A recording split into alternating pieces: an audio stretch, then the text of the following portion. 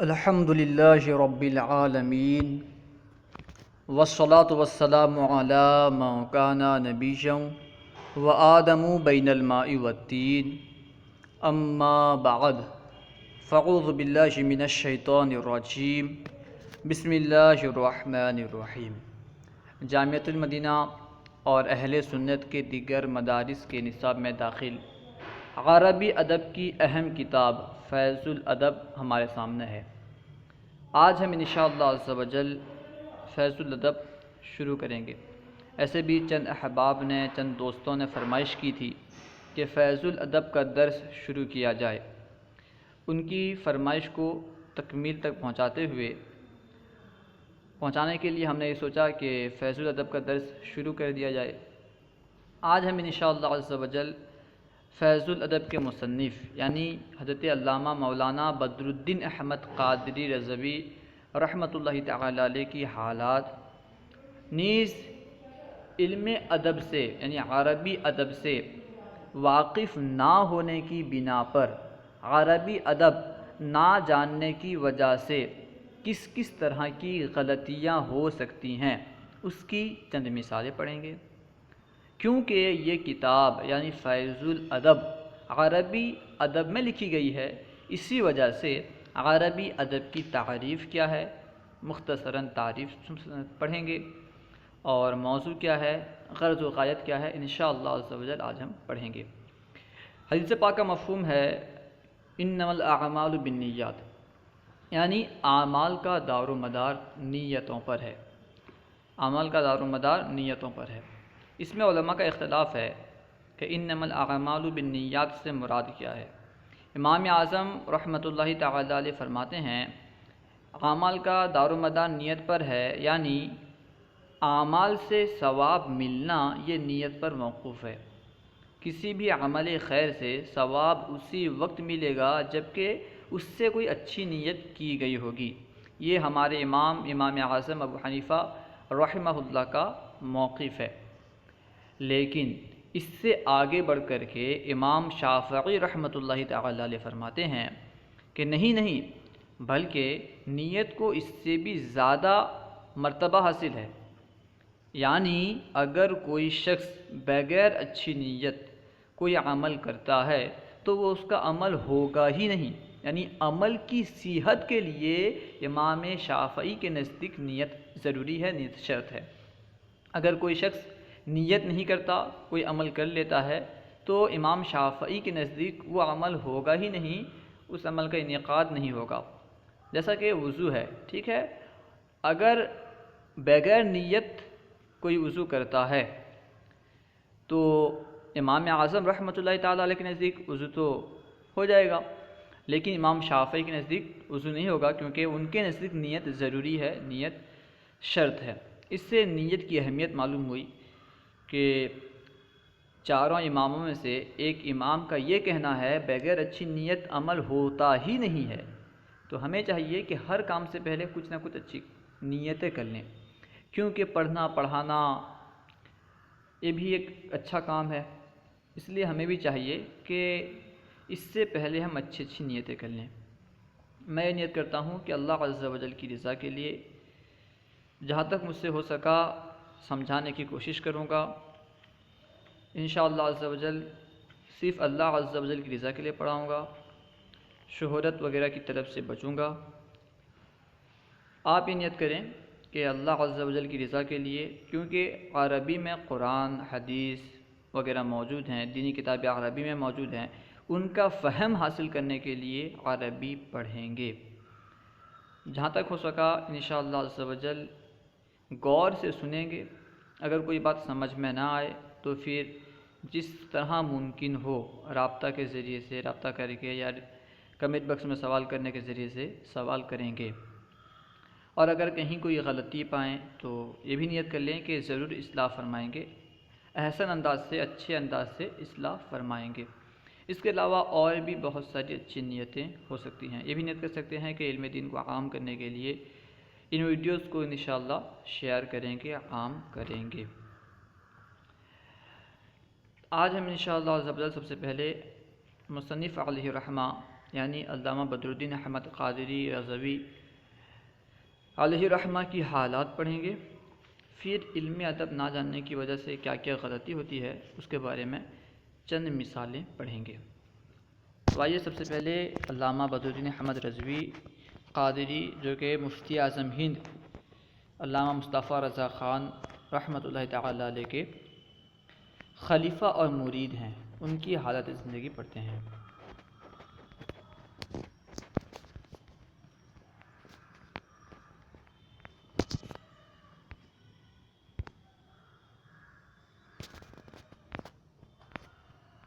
سب سے پہلے یہاں پہ دیا گیا ہے تعارف مصنف۔ اس کتاب کے آخر میں بھی یعنی علامہ بدرالدین احمد رضوی کی تقریباً جتنی کتابیں ہیں ان کے آخر میں خود ان کے قلم سے لکھی ہوئی حالات زندگی موجود ہے۔ آج ہم انشاءاللہ عز و جل یہ جو شروع میں تعارف مصنف موجود ہے اسے پڑھیں گے۔ یہ مختصراً ہے، پیچھے تھوڑا سا اس کے مقابل میں کچھ زیادہ ہے، اس لیے پیچھے سے پڑھنے سے زیادہ بہتر ہے کہ یہاں پڑھ لیں اختصاراً، ٹھیک ہے۔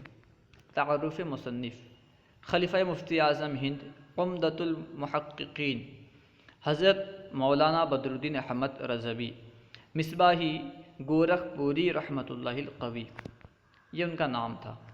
آپ اپنے نانہال موضع حمید پور ضلع گورکھپور یو پی میں ایک اندازے کے مطابق 1348 ہجری بمطابق 1929 میں پیدا ہوئے۔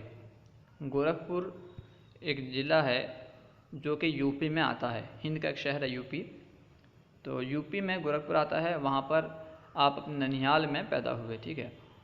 آپ نے مقامی درسگاہ شاہ پور سے تعلیمی سفر شروع کیا، آپ کا تعلیمی آغاز شاہ پور سے ہوتا ہے، اور مدرسہ انوار العلوم قصبہ جون پور ضلع اعظم گڑھ ہوتے ہوئے دارالعلوم اشرفیہ مبارک پور اعظم گڑھ میں داخلہ لیا، اور 4 سال بڑی محنت سے اکتساب علم کیا۔ 10 شعبان 1981 ہجری میں بمطابق 15 مئی 1952 میں 1381 بمطابق 1952 کو سند و دستار فضیلت سے نوازا گیا۔ رمضان شریف کی تعطیل کلاں کے بعد حضور حافظ ملت حضرت علامہ عبدالعزیز رحمۃ اللہ تعالی علیہ کے حکم کے مطابق شوال 1381 میں جامعہ اشرفیہ بغرض تربیت تدریس کے لیے تشریف لائے، اور طلباء کو رجب 1382 کو انجمن معین الاسلام پرانی بستی شہر بستی میں درس نظامی کی تدریس کے لیے تشریف لے گئے۔ اس کے بعد آپ نے مدرسہ فیض الرسول برایوں شریف ضلع بستی اور مدرسہ غوثیہ بڑھیا ضلع بستی میں تدریسی خدمات انجام دیں۔ آپ مفتی اعظم ہند مولانا مصطفیٰ رضا نوری رحمۃ اللہ القوی کے مرید و خلیفہ ہیں۔ درس و تدریس کے ساتھ تصنیف و تالیف میں بھی آپ کو دسترس حاصل تھی۔ 1.5 درجن کتابوں کے آپ مصنف ہیں۔ بعض کتابیں تو سدا بہار تصنیف کا درجہ رکھتی ہیں، اور بعض کتابیں ماخذ کی حیثیت سے استعمال کی جاتی ہیں۔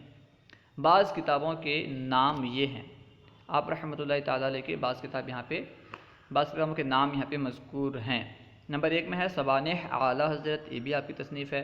عروس الادب، یہ بھی ابتدائی طالب علموں کے لیے ایک بہترین کتاب ہے عروس الادب، اس کے بھی چند اسباق ہم نے اپلوڈ کیے ہیں، آپ اسے پڑھ سکتے ہیں۔ اور فیض الادب جو کہ کتاب جسے ہم شروع کرنے والے ہیں، فیض الادب حصہ اول حصہ دوم 2 حصے ہیں اس کے۔ جواہر المنطق، یہ منطق کی کتاب ہے، اردو زبان میں ہے۔ اکثر مدارس میں منطق کو سمجھانے کے لیے طلباء کو آسان انداز سے منطق پڑھانے کے لیے جواہر المنطق پڑھائی جاتی ہے، یہ بھی آپ ہی کی تصنیف ہے۔ نورانی گلدستہ، تذکرہ غوث سرکار غوث، تذکرہ سرکار خواجہ، تعمیر ادب تقریباً 5 حصے اس کے موجود ہیں۔ یہ اردو سیکھنے والوں کے لیے بہترین کتاب ہے۔ تعمیر ادب، قاعدہ اور تعمیر ادب حصہ اول تا پنجم، تعمیر قواعد اول و دوم، ٹھیک ہے، یہ سب آپ کی کتابوں کے نام ہیں۔ آپ کا وصال 7 رمضان کو ہوا، سن وفات نہیں مل سکا، ٹھیک ہے۔ سن وفات کیا ہے؟ یہ جنہوں نے یہاں پہ مصنف الرحمہ کا تعارف پیش کیا ہے انہیں نہ مل پایا، ٹھیک ہے۔ آپ رحمۃ اللہ تعالیٰ علیہ 7 رمضان میں وفات فرمائے۔ اب آئیے، کیونکہ یہ کتاب عربی ادب میں ہے، عربی ادب سے واقف نہ ہونے کی بنا پر کیا کیا غلطی ہوتی ہے اس کو ہم پیش لفظ سے پڑھتے ہیں۔ پیش لفظ العلمیہ، یعنی دعوت اسلامی کا ایک شعبہ ہے علمیہ، انہوں نے پیش لفظ یہاں پہ تحریر فرمایا ہے اس شعبے نے۔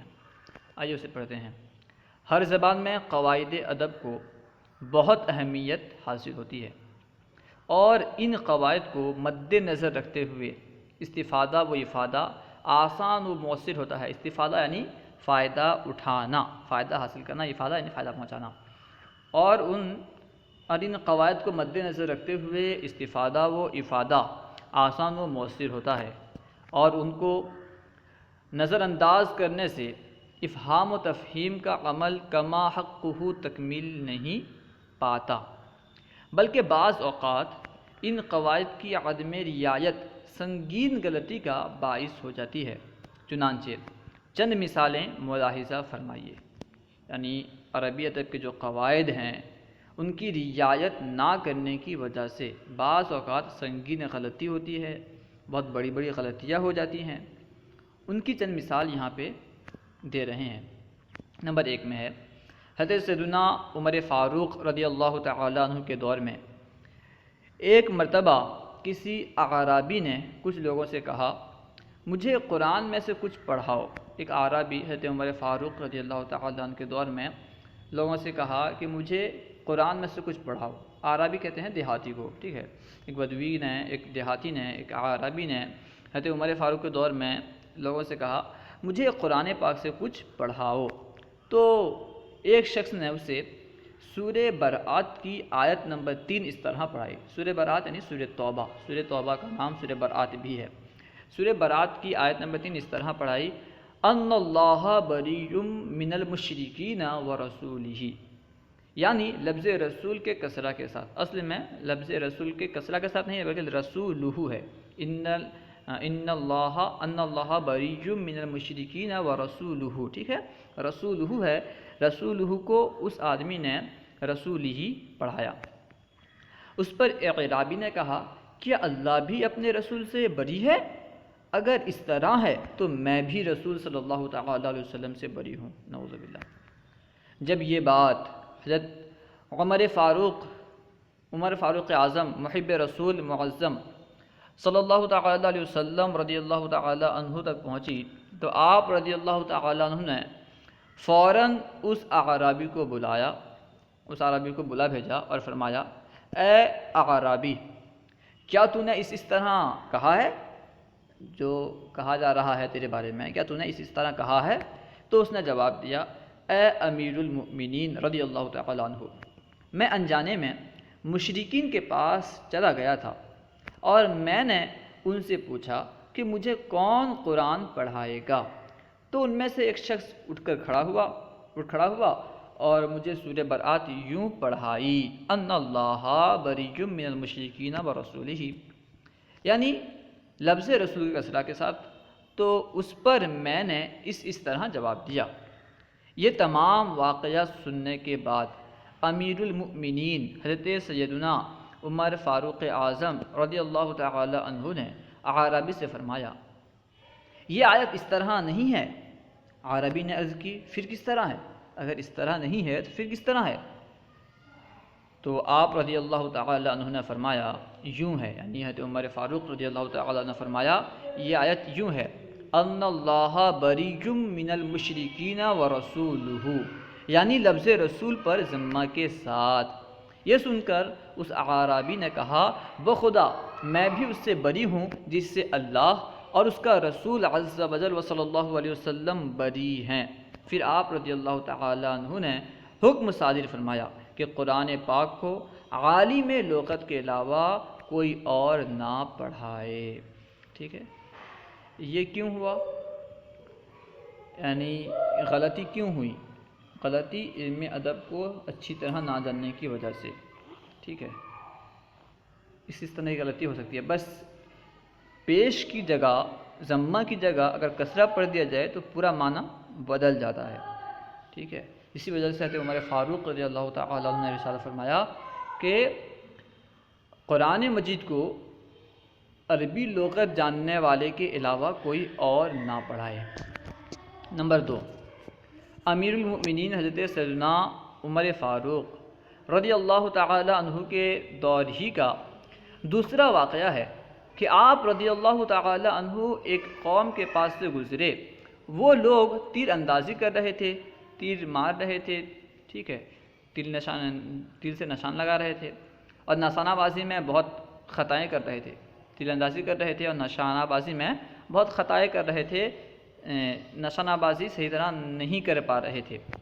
یہ دیکھ کر آپ رضی اللہ تعالی عنہ نے فرمایا بئس ما رمیتم، یعنی تم لوگ بہت بری تیر اندازی کر رہے ہو، بئس ما رمیتم یعنی تم لوگ بہت بری تیر اندازی کر رہے ہو۔ یہ سن کر انہوں نے کہا انا قوم متعلمین، انا قوم متعلمین، کہ ہم سیکھ رہے ہیں، کہ ہم ابھی سیکھ رہے ہیں۔ اصل میں ہونا کیا چاہتا تھا انا قوم متعلمون، کیونکہ متعلمون جو ہے یہ قوم کی صفت ہے، ٹھیک ہے، متعلمون قوم کی صفت ہے، تو قوم مرفوع ہے، متعلمون حالت رفعی میں آنی چاہیے، حالت رفعی میں واو کے ساتھ آئے گی، اسے آپ تفصیل پڑھیں گے کیا ہے نہیں ہے، ٹھیک ہے۔ یعنی متعلمون کی جگہ متعلمین کہا۔ یہ سن کر آپ رضی اللہ تعالی عنہ نے فرمایا واللہ لخطأکم فی لسانکم اشد علی من خطأکم فی رمیکم، یعنی خدا کی قسم تمہارے کلام کی خطا مجھ پر تمہاری تیر اندازی کی خطا سے بھی شدید تر ہے، یعنی تمہارے کلام کی خطا، کلام میں گفتگو کرنے میں جو تم خطا کر رہے ہو یہ تمہارے تیر اندازے کی خطا سے زیادہ سخت تر ہے مجھ پر، ٹھیک ہے۔ میں نے رسول اللہ صلی اللہ علیہ وسلم کو یہ فرماتے ہوئے سنا، حضرت عمر فرماتے ہیں کہ میں نے رسول اللہ صلی اللہ تعالی علیہ وسلم کو یہ فرماتے ہوئے سنا رحم اللہ امرأً اصلح من لسانہ، یعنی اللہ عز و جل اس شخص پر رحم فرمائے جس نے اپنی زبان کی اصلاح کی۔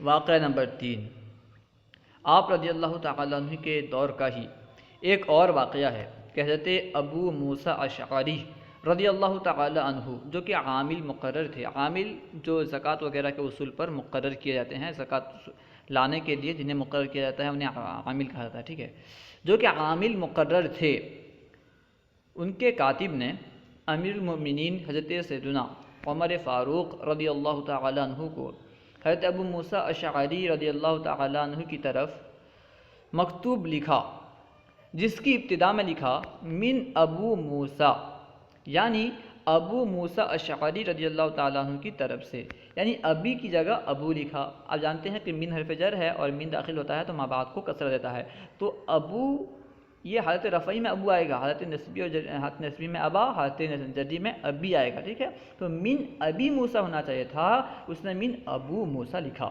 اس پر امیر المؤمنین حضرت سیدنا عمر فاروق رضی اللہ تعالی عنہ نے جوابی مکتوب میں فرمایا سلام علیک، تم پر سلامتی ہو، اما بعد، اس کے بعد فضرب کاتبک صوتا واحدا واخر عطاءہ سنتا، یعنی اپنے کاتب کو ایک کوڑا رسید کرو اور 1 سال تک اس کی پیشکش کرنا، یعنی انعام دینا مؤخر کرو، اس کی پیشکش کرنا، انعام دینا، وظیفہ دینا اسے مؤخر کرو 1 سال تک، صرف ایک غلطی کی وجہ سے، یعنی ابو کی جگہ ابی لکھنے کی وجہ سے حضرت عمر فاروق نے کیا فرمایا کہ اسے ایک کوڑا مارو، صرف کوڑا مارو یہ نہیں بلکہ 1 سال تک اسے کوئی انعام نہ دو، اسے کوئی وظیفہ وغیرہ نہ دو۔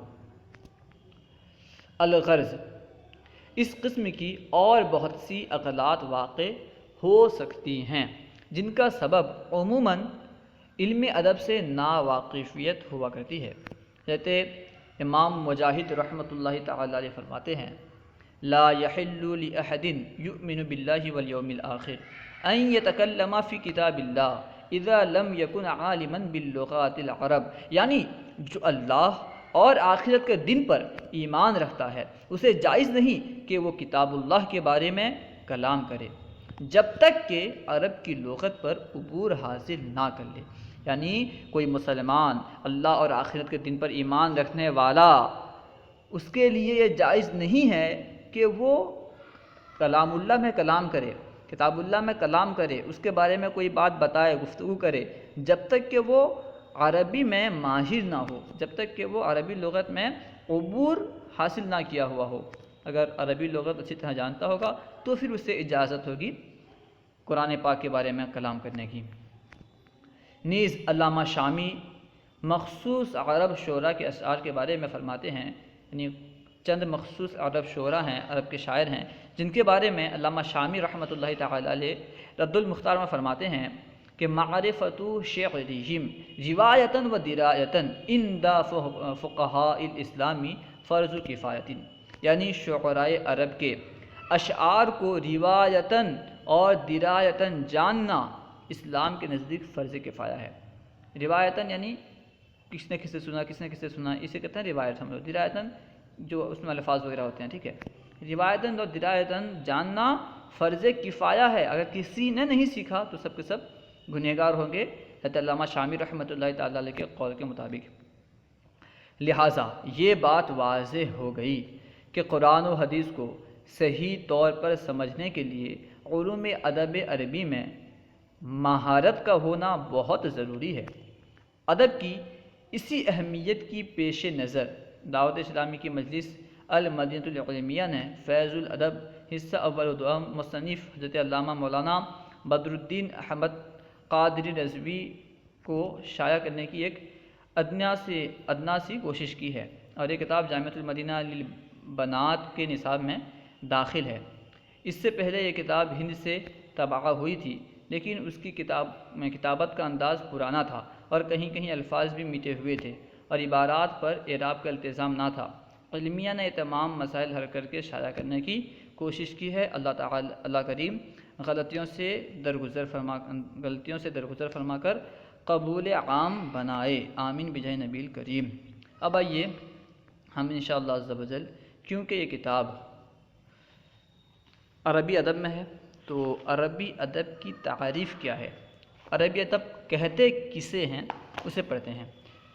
ادب کا معنی ہے، ادب کی تعریف ہے، ہوا علم یحترز بہ عن الخلل فی الکلام العرب لفظا و کتابتا، یعنی علم ادب وہ علم ہے جس کے ذریعے عربی زبان میں لفظی و کتابت کی غلطی سے بچا جائے۔ علم ادب کسے کہتے ہیں؟ ہوا علم یحترز بہ، وہ یعنی علم ادب وہ علم ہے یحترز بہ جس کے ذریعے بچا جائے، پرہیز کیا جائے، کس سے؟ من الخلل فی الکلام العرب، کلام عرب میں خلل یعنی غلطی سے بچا جائے، لفظاً و کتابتاً، لفظی غلطی سے بھی اور کتابت کی غلطی سے بھی بچا جائے۔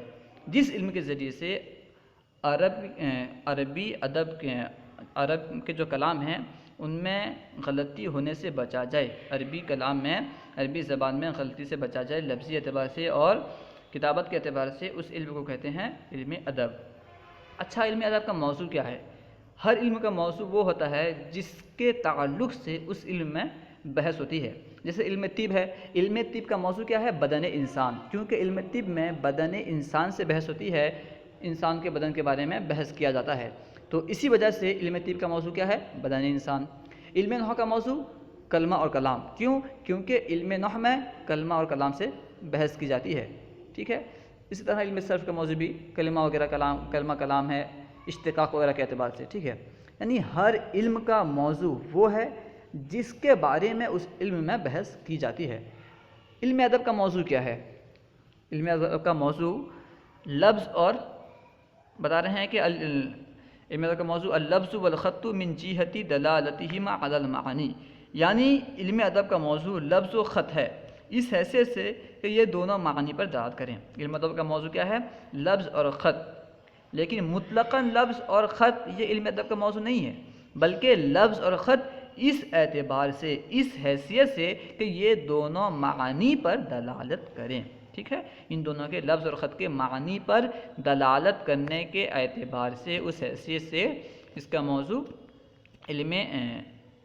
لفظ اور خط ہے، ٹھیک ہے، علم ادب کا موضوع لفظ اور خط ہے۔ غرض و غایت، علم ادب ہم کیوں سیکھیں گے؟ علم ادب اگر ہم نہیں سیکھیں گے تو کیا خرابی آئے گی؟